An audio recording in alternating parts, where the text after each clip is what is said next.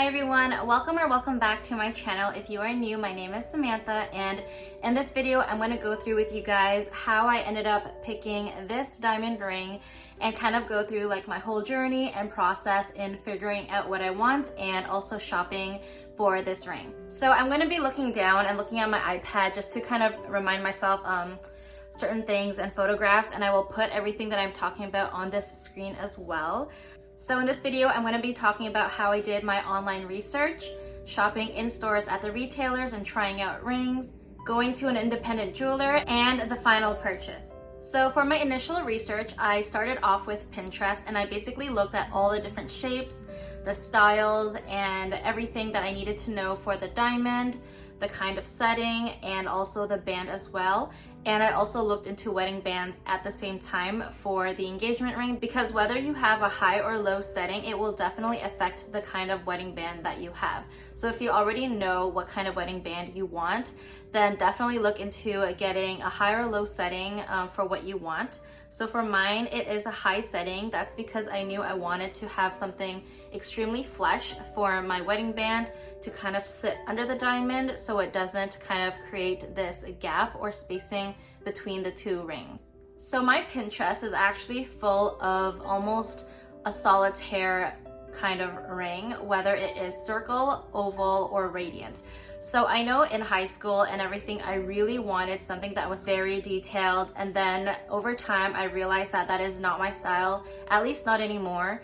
So my Pinterest started off with lots of rounds and ovals, very solitaire, and also had kind of a very plain band overall. However, the wedding band would be a lot more decorative and would be a nice addition to the engagement ring. So on my Pinterest, you can definitely tell that I was looking at every single thing, even down to the width of the band, how I wanted the band, whether it was solitaire or pavé. So basically I pinned everything I needed to know in kind of like my ring Pinterest board. Even the profiles, the material, the carat size, and the general like 4Cs and whatnot, but I also looked into more of the prong styles as well, whether I wanted a single prong, double prong, mixed metals, kind of like a white gold prong at the top and then a gold band. So there's mixed metals options. There were some prongs that were rounded, some prongs that were a very heavy claw shape, and some not so much of a heavy claw shape, like a triangle, and what size and that kind of stuff. So I really looked into like the details of that. So after deciding I wanted the radiant shape, I started to build like my notes in my phone of kind of like the characteristics and the specs that I would want for the ring, so the 4Cs, and a ton of inspiration photos, including the diamond itself, the band, and also the wedding band. So that way I knew what I was looking for in terms of the overall picture. So after I figured out what I wanted online, the fun part came to go shopping in person with my fiance, and we went to a couple jewelry shops and I tried on a bunch of rings. And what I did first was to try on all of the different types of shapes that was available to me. So that way I really confirmed the fact that I did want a radiant and a solitaire kind of ring. So the first ring that we tried on was this solitaire ring, and it was very nice and beautiful. So I know for a fact that I don't like round prongs. I definitely do like a bit of a claw, if not something very pointy or something that kind of sticks out. So it's just a personal preference for me. But yeah, this one was really fun to try on. It was really pretty and sparkly, and what I did was I actually took a bunch of pictures and videos with these rings, and also the specifications whenever they let me or if I just happen to have it, and I took a photo of it. So what I was doing was basically asking the price of it and then having the spec sheet here, and then I can kind of know where the money is going for my fiance so that it's an actual investment and we know what we are paying for in general. So this one was really nice. The color was really good. It was in the top 3, like the DEF. So this one was an F. The clarity was not very good at all. It was in the I section. But for this kind of ring, honestly, to the naked eye, you don't see anything at all. You really only start to see the imperfections in terms of the clarity when you have a magnifying glass that they give you that is at least 10 times to 30 times. So otherwise you don't see anything to the naked eye unless you are also shopping online, like Brilliant Earth or like some other ones where they actually show you the diamond spinning 360, and they have like the right amount of lights and everything, and then that's when you can actually see like the black spots or the imperfections and stuff like that. But when you're in store trying it on, you really don't see or notice the imperfections at all. So this one had a petal view in terms of the profile, which was pretty cute, I found. And I also did love that it was gold. And the second ring that I tried, I believe is a radiant or a round. I can't really tell because the prongs do kind of change the shape of it, but I do think it's actually, oh no, so I do think it is a cushion, and this one definitely had a pave band, and also it kind of narrows down closer to the diamond. I believe that's called tapered. So this one does help with making the diamond look bigger if it is tapered. However, this one was a little bit way too sparkly and pave for me. So that definitely confirmed the fact that I do not like a pave band. And I definitely do like the way gold looks on me more than the white gold, even though I don't mind the white gold with my skin tone, because I do have a little bit of both undertones for both jewelries. The side profile of this silver one was cathedral, and it had even more diamonds and pave going on under that, and it was really nice, but definitely not my style. It sparkled really nicely in the stores with all the lights and everything like that. And the next one I tried, you guys, was humongous. I could actually feel the weight on my finger, but it was so fun to try. I don't have the specs of it, but if I recall, I do believe it was either a 2.5 or 3 carat, but I do want to say 3 because I do remember a conversation with the sales associate saying that the band is so thick in order to ensure that the diamond is secure. So I do believe this one is the 3 carat one. It was pretty high up in terms of the profile view because of how big the diamond was. One thing I did learn with this is that it does not look that great to me for my hand because the band was way too thick. It took up a lot of room, and if I were to stack a wedding band on top of this ring, it would take up even more space on my finger. So with a band this thick, I do realize that it could already have been my engagement ring and the wedding band already. So that was something really fun to try on since it was so big. And then the next one I really wanted to try for fun because I did feel like this is something I wanted back in like the high school days when you're like starting to look at wedding stuff. So I tried on a pear ring, and I believe it has 1 or 2 halos. I believe 1 halo and a pave band as well. So I definitely don't think the pear shape suits my finger at all. So the pear was just kind of to try and get out of my system to know for sure that I don't like it. This next one was also really big. I don't know what carat it is again, probably 2.5 to 3 carat again. And everything I'm trying on is lab diamond or natural diamond in the stores. I just don't remember which is what, but they are all diamonds. And this one is a little bit nicer than the other big one that I tried on. The band is a lot smaller and the prongs are also different. They are a little bit more narrow and they don't take up as much room, but if you zoom up real close for this bigger diamond, you do see a little bit more of the imperfections and all that because it has like a bigger surface area. And the side profile for this one is actually pretty unique. You definitely see a lot more of the diamond, and it's not really hidden with the prongs and all that. So you do see like that beautiful diamond cut and shape, which also allows a lot more light to go in, which is a good thing. The next one I tried is an oval with a halo as well, and it honestly does look a lot more flattering on my finger. I would say round and ovals for sure. The ones I tried on in stores was a lot more flattering. But with this one, I can definitely say I do not like the side profile at all, especially with the cathedral and the halo. It's a little bit too much for me. And then the next one, these ones were kind of just out of curiosity because the sales associate actually told me the difference in terms of the cut for these 2 diamonds. So if you look at this one, the top diamond with the white gold versus the gold on the bottom, you can see that the top one is actually a lot more sparkly.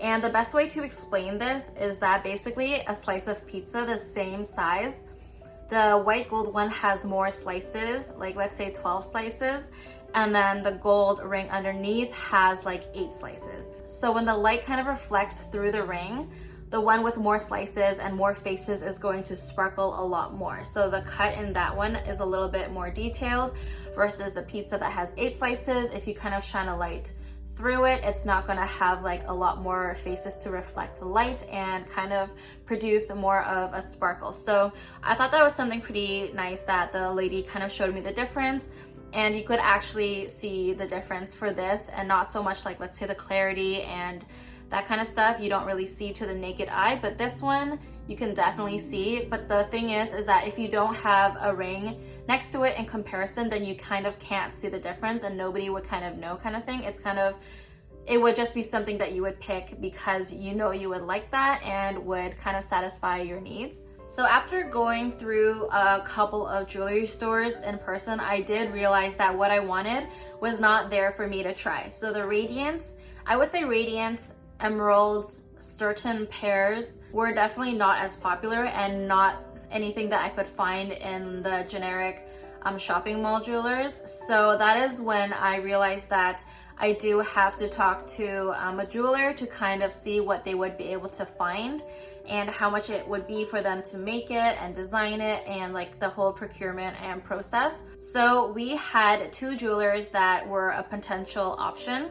The first one was in the shopping mall that would be doing like the whole sourcing and creating and all that kind of thing, and then an independent jeweler that I got from a friend. So it was kind of like between the two. So we were kind of talking to them both simultaneously and kind of seeing who was bringing what, how much it was, and kind of like comparing the two. But I'm gonna show you guys what I tried on first in store for this independent jeweler, and I'm not gonna say any names and whatnot just because to give them privacy and everything like that. So this one was really fun, but it was definitely a huge reality check in terms of the prices.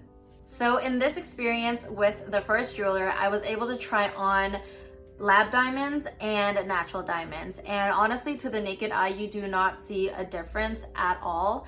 I would say the only way that they can tell, or if anyone can tell if it's lab or natural, is when they use the microscope to check the code on the diamond itself. It will say lab or kind of have whatever code they use. I don't know at all, but that is really the only way they can tell, because I've seen so many videos chemically and everything. Basically they are made up the same, but of course one is just mined from earth and one is lab created, and that is the main difference. So kind of pick and choose what you need based on your budget. If you need a bigger size, then you're gonna opt for a lab and like that kind of stuff to, yeah, basically whatever you are looking for. So the first diamond I tried on at this place was humongous. It was over 4 carats. It was like the perfect ratio in my opinion, and by ratio I mean like if it was rectangular enough or if it was too square. And I wanted something that was a lot more rectangular than it was square. So this one I would say is the perfect ratio, but it was way too big, and I also don't want a lab diamond, just personal preference. So this one was just over 4 carats, 4.02, VS1, color F, and a lab diamond. And this one was like $32,000, which is pretty steep. So I just tried that on for fun, to be honest. I just asked them if they had anything at that moment, and this is the 3 diamonds that they have. So this was the first one, and it was humongous, but honestly, the diamond on my hand, you can tell right away that it is super like clear in terms of color. It is definitely like white on my hand. And then the next one I tried was an earth diamond, and this is 2.72 carats, VS2, and color M, which is really, really low. I would say like midpoint in that chart. And this one retailed for under $16,000. And honestly, looking at the diamond on my finger, this is like the ratio comes in. So this one was way too square. So I don't think this is something that I would really like on my finger, and it wouldn't be as flattering as something that is a little bit more rectangular. But also in terms of the color for this, honestly, on my hand, you don't really tell how yellow it is. But when you compare the two, at least in the photographs and also in person, from the first one that is a color F with a color M, then it was a huge difference. But honestly, just looking at this photo, the diamond you cannot tell at all. And then I guess it depends on whether you get a white gold band or a yellow gold band, and then the colors of that band would reflect into the diamond. So anyways, this was really fun to try on because then I actually got an idea of what kind of radiance there are in terms of ratios and also different sizes and whatnot. Oh, I also forgot that when I was looking at this 2.7 carat, when I was looking at the diamond close up with the magnifying glass, I think 10 or 30 times, I actually saw a bunch of black impurities or whatever you call it. And that is something that bothers me personally. So when I know something is there and it is very obvious and you're paying X amount of money for it, I personally do not want to see that kind of stuff. I don't mind like the clear stuff, the hairlines, the little air bubbles, but when it's like a very dark black splotch that is like on the face of the diamond and very obvious, then that is something that like I would rather not get if I know. So there was also another one that I tried on, but I didn't even take a photo at all because it was way too small, the one they had, and it was a little too rectangular in terms of the ratio. Like it was so narrow. But just to let you guys know, that one was also an earth diamond, 1.57 carats Si2, so it's a lot lower than the other two in terms of clarity, and an eye color, so just above the 2.72 carat one. And that one was about $12,000 that they were offering in that store. And this isn't even like including the band that like the diamond would sit on. So that is something to consider when you are looking at an independent jeweler. They would price everything differently versus at the retailers, they're just like, this is one price for the one ring. So I actually forgot, I also did try out 2 other diamonds from this place. One was a 1.5 carat and the other was a 2.01 carat diamond. So I'm not going to go into too much details with the specs here because right away it's definitely a little bit too narrow for me. Like I mentioned before, in terms of the ratio, I did want something that was rectangular and not so square, but in this case, this one was a little bit way too thin for the width of my finger. And for the 2.01 carat, this one was also a similar problem, but the other way around. I thought it was a little bit too square for me as well. If it was a little bit more rectangular, I think it would definitely complement my finger a lot more. But yeah, when you guys are researching and you guys are with a jeweler and they have these specs at the back, I would definitely recommend you taking photos and just kind of comparing the prices that you are given with the specs at the back. That way you are able to tell exactly what you are paying for, and the certain price ranges you'll start to see a lot more easier. And I would highly recommend looking at the table and depth percentages because that really dictates how well it's going to shine and sparkle. So that was our first experience with the jeweler inside the shopping mall, and we were actually learning a lot.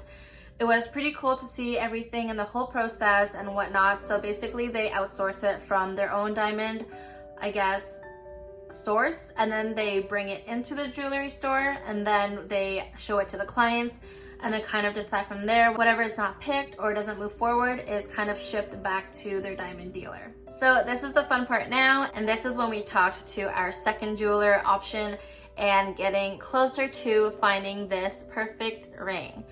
And basically she gave us like 2 to 3 diamonds to look at, and this person is international-ish. So all I could say is that we got spec sheets of the diamond and the video of it, kind of like of it turning 360, and then the price. And basically you just decide from there. So how my friend explained it to me is kind of knowing the model of a car and the make of it and putting your order in, and then just kind of getting what you know from the specs and what you're paying for, that kind of thing. So to let you guys know, me and my fiance did not see the diamond before we purchased it. We basically trusted what was on the paper and obviously the video of the diamond, and also knowing that this jeweler was recommended to me by a friend and they used it too. So that was where like the trust came from. If it was just me finding this person on my own for the first time, then I definitely would have a lot of trust issues and be very worried where the money was going and whatnot. So basically she sent us a diamond, and my fiance and I were kind of like going back and forth like, okay, this is at least a lot more worth it actually than the shopping mall, because this person didn't have to kind of upcharge everything or raise the prices to get whatever profit. It was just her making whatever she needed to make versus the mall. they kind of have to bring it higher so that they could profit and the diamond dealer could also profit, so that kind of stuff. So in the end, we did realize that the second jeweler was kind of like the best bet that we could get, and she kind of has a lot more resources to find the diamonds. So basically, she gave us one diamond, and my fiance and I were talking about it. We went back and forth. We were really like trying to make sure that this is something we wanted to pick and invest in, and you know, it is a lot of money. So by the time we finally decided, hey, we're going to say yes to this diamond, we gave the deposit and everything, or I mean, he did. So she accepted it, and I said, okay. And then she called me or texted me like later on that day, and she said that it was sold. So we were like too slow by like a little bit, and honestly, we missed it. So she said that she's gonna keep looking. So I was kind of sad, but at the same time, maybe I was also like rushed, or I felt the pressure to kind of get it because it felt right. And then I was talking to my friend Pei-Ling, and she was basically saying like, oh, she's gonna find like better things and blah, blah, blah, which was true. So that was the one that was like kind of the one that got away, but also not really. She actually did also send one or two more other diamonds, but it was way too expensive for one of them. It was out of the price range, and it was too square instead of the rectangle that I like. And then basically I said no to the third one, I believe. I can't recall. I think I just like dismissed it because it was also like not in the price range and not the right ratio for me. So yeah, and then we kind of just like waited and like for the next one to kind of come along. It's kind of like no diamond is the same, so it's not even like we'll find like the same exact spec next time and the same price. Anyway, so later on she actually came back to us, and it was this diamond. So this one is actually a lot, not a lot, but it is bigger than the first one. The ratio is better than the first one. And the price was a little bit more expensive than that, but not too drastic. But I would say, well, I mean, I would say, because I didn't pay for it, but I would say is a lot more worth it in the long run in terms of the cost of this diamond compared to one we found that was similar carats in the shopping mall. Like, to be honest, this one was a lot more worth it because the chunk of money that went to this diamond gave me much higher and better specs than the one that was at the shopping mall, which was like maybe 2 or 3 colors down. So honestly, like in the end, the second jeweler, the one that showed me this diamond and this one that we got right here, ended up being the perfect one. So we quickly said yes to it because I was looking through the 360 video and it looked really clean, and honestly I was so surprised with it. After she bought it, I resent her everything I wanted. So the claw type, the hidden halo, we discussed whether we wanted the halo to be like wrapped around all the way through the prongs or kind of inset between the prongs like a bridge. And then we talked about the high setting and kind of like the solitaire band, very simple. So something really funny, I don't know, to me, when I was researching the rings, the carats, and the sizes, what I ended up doing was when I got the specifications from the jeweler, I looked at the dimensions on the spec sheet, like the millimeters thing. And what I did was I grabbed a piece of paper or tape that I had, and I traced out that size. I measured it out and I cut it out, and then I stuck it on my finger to see what that carat would look like on my finger. Like, it didn't even matter what the carat size was. It was actually the dimension that would make or break the look. So what I did was I stuck it on my finger, but I also stuck this tape or sticker on a Pandora ring that my friend got me like a while ago for my birthday.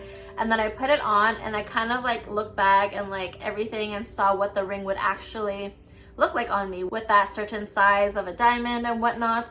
And honestly, guys, that helped so much, and I highly recommend it because that way you're not just thinking, oh, this is a 1 carat diamond, this is a 2 carat diamond, this is 1.5 carat. Like, yes, the carat size does impact how it looks, but to me, at the end of the day, it's what that spec sheet says in terms of the dimension. So you have to know what ratio and what size looks best for your size and your finger type. That is something that I would highly recommend, and it was really fun to do. And I was obsessed with it because I would walk around and be like, oh, this is what it would look like. Oh, I could already like kind of see like the future ring on my finger, and that was like really fun to do. So before she got the ring made, she actually had a sketch sent to me, and basically it showed the different profiles, the dimensions and everything like that. And because I also wanted a wedding band, I guess she also included it in the sketch just to like kind of make sure that, you know, there wouldn't be any gaps and whatsoever. And then we kind of went back and forth. I marked up the drawings with my fiance, we sent it back, and then we sent more photos, kind of just to make sure everything was like going to be the way it was, because I don't want any kind of issues happening after it's made and whatnot. So that was pretty fun to see the ring in kind of like a 3D rendering in different views and everything. And then after we approved the drawings, that is when she started to get it done.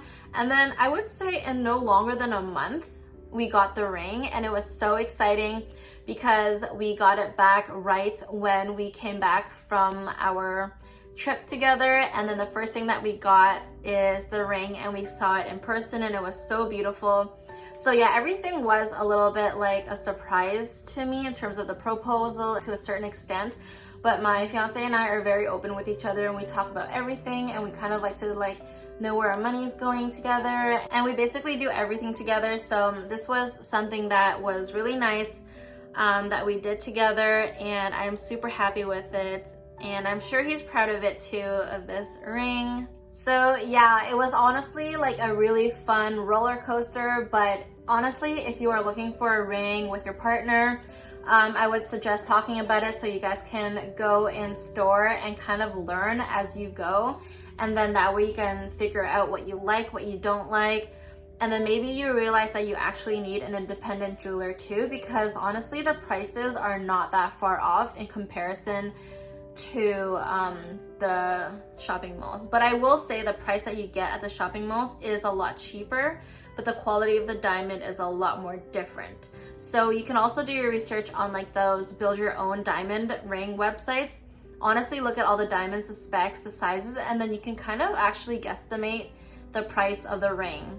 So it's really not like a surprise or anything. It's kind of all there for you if you compare and contrast all the specifications and everything. And yeah, once you do the research, everything is going to like be a quick yes or no. And then I think it'll help with the process and picking something out, because it is a lot of money and it is an investment and it's something that you want to know. So I would say definitely do your research, just because that way you're able to tell where your money is going no matter what budget you have, as long as you know what you're paying for. Because the ones in the shopping malls may or may not be cheaper, but then you're not getting a good enough quality diamond, natural or lab, versus going to an independent jeweler who's actually kind of looking through everything, like the cut, the clarity, and all of that, and actually cares in terms of the overall product and what your money is actually going towards. So that is the end of this video. Honestly, it was a lot, I would say, but it has been like months and months of research, going back and forth and doing everything in terms of comparison and knowing what I want and discussing it with my fiance. It's actually really fun. You kind of get like these butterflies and giddy feelings when you go ring shopping with your partner. I definitely do think it is something fun, and that you don't need to like necessarily keep it a secret or a surprise, although that is also nice as well, don't get me wrong. But kind of like going there and just like trying things on together and actually seeing a potential ring on your finger, it definitely does feel pretty special. And yeah, so if you guys do have any questions, feel free to let me know or share with me your ring story and how you got it, or if it was a complete surprise from your partner. I would love to hear. So that is it for this video. Let me know if you guys have any questions, or if you want me to do any other videos regarding diamonds and rings. I did a ton of research, so I feel like I don't mind talking about it at all. So if you guys are new to my channel, or if you haven't already, it would mean so much to me if you would hit that subscribe button, the notification bell, and I'll see you guys in my next video.